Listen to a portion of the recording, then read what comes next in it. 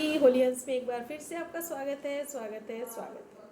तो हम सुन रहे थे भविष्य में अष्ट देवता और भक्ति में इष्ट बनने का पुरुषार्थ। तो आइए आज पार्ट 2 में हम सुनते हैं। हमने बात कर रहे थे कि बाबा ने कहा कि श्रीमत का हाथ और साथ, बाबा का साथ कभी नहीं छोड़ना है। तो बाबा ने कहा कि जब अकेले कमज़ोर पड़ जाते हो तो माया वार करती है। तो बाबा ने क्या कहा, कोई न कोई युक्ति से उनको अकेला बनाकर फिर वार करती है। तो माया भी पहले साथ और हाथ छुड़ाकर फिर करेगी। अगर साथ और हाथ छोड़ा ही नहीं तो फिर सर्वशक्तिमान साथ होते माया क्या कर सकती है, माया जीत हो जाएंगे। तो साथ और हाथ को कब छोड़ो नहीं, ऐसे सदा मास्टर सर्वशक्तिमान बन करके चलो। भक्ति में भी पुकारते हैं ना, एक बार हाथ पकड़ लो। तो हाँ, बाप हाथ पकड़ते हैं, हाथ में हाथ देकर चलाना चाहते हैं, फिर भी हाथ छोड़ देते हो तो भटकना नहीं होगा। तो क्या होगा, भटकना नहीं होगा तो क्या होगा बोलो। तो अब अपने आप को भटकने के निमित्त भी स्वयं ही बनाते हैं। जैसे कोई भी योद्धा युद्ध के मैदान पर जाने से पहले ही अपने शस्त्रों को, अपनी सामग्री को साथ में रख करके फिर मैदान में जाते हैं, ऐसे ही इस कर्म क्षेत्र रूपी मैदान में कोई भी कर्म करने अथवा योद्धे बनकर युद्ध करने के लिए आते हो तो कर्म करने से पहले अपने अस्त्र शस्त्र अर्थात ये अष्ट शक्तियों की सामग्री साथ रखकर फिर कर्म करते हो। वह जिस समय दुश्मन आता है उस समय सामग्री याद आती है, तो फिर क्या होगा, हार हो जाएगी। सदा अपने को कर्म क्षेत्र पर कर्म करने वाले योद्धे अर्थात महारथी समझो। जो युद्ध के मैदान पर सामना करने वाले होते हैं वह कभी भी शस्त्रों को छोड़ते नहीं।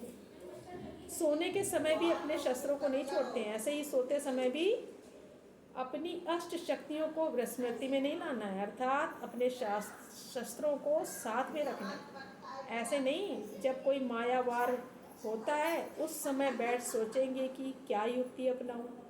सोच करते करते ही क्या हो जाएगा, बाबा ने कहा सोच करते करते समय बीत जाएगा।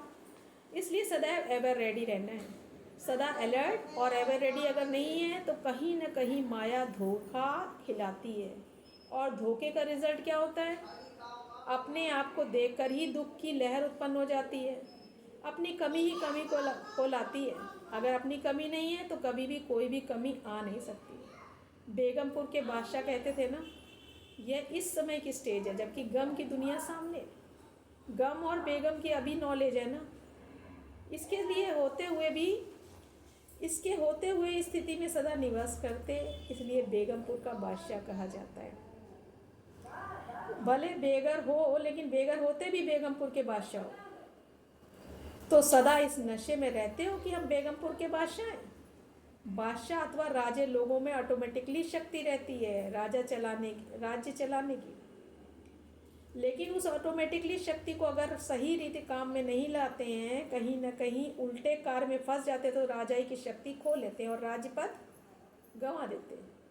ऐसे ही यहाँ भी तुम हो बेगमपुर के बादशाह और सर्व शक्तियों की प्राप्ति है, लेकिन अगर कोई न कोई संग दोष व कर्मेंद्रियों के वशीभूत होकर अपनी शक्ति खो लेते हो तो बेगमपुर का नशा, खुशी प्राप्त है ना, वो स्वतः ही खो जाती है।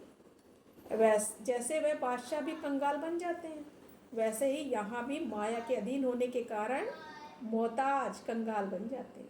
तब तो कहते हैं क्या करें, कैसे होगा, कब होगा, ये सभी है कंगालपन, मोहताजपन की निशानी है। कहाँ न कहाँ कोई कर्मेंद्रियों के वश हो अपनी शक्तियों को खो लेते हैं, समझा। तो अष्ट शक्ति स्वरूप बेगमपुर के बादशाह है, इसी स्मृति को कभी भूलना नहीं। भक्ति में भी सदैव यही पुकारा कि सदा आपकी छत्र छाया में रहें।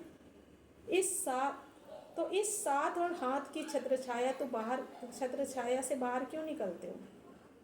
आज की पुरानी दुनिया में अगर कोई छोटे मोटे मर्तबे वाले को भी कोई साथी अच्छा होता है तो भी वो अपनी खुमारी में और खुशी में रहते हैं, समझते हैं हमारा बैकबोन पावरफुल है, इसलिए खुमारी और खुशी में रहते हैं।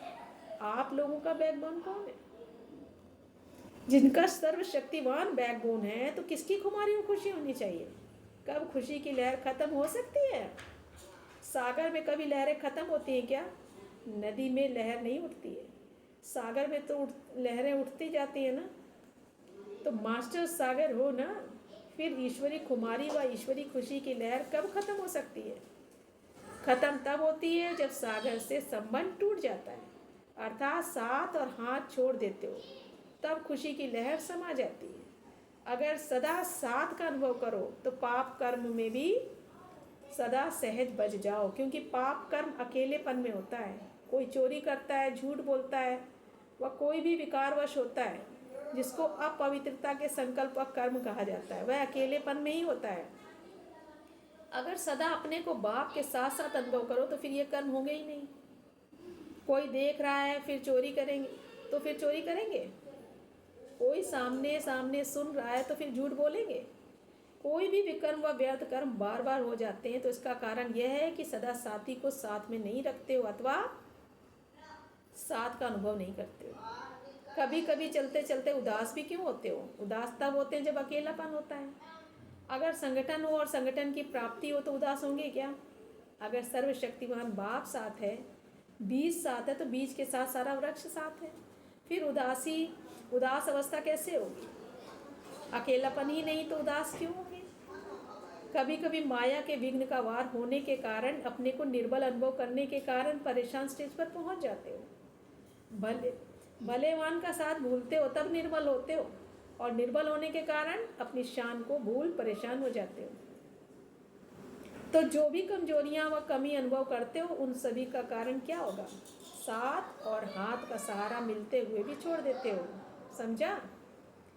कहते भी हो कि सारे कल्प में एक ही बार ऐसा साथ मिलता है, फिर भी छोड़ देते हो। कोई किसका हाथ देकर किनारे करना चाहे और फिर भी डूबने का प्रयत्न करे तो क्या कहा जाएगा? अपने आप को स्वयं ही परेशान करते हो ना।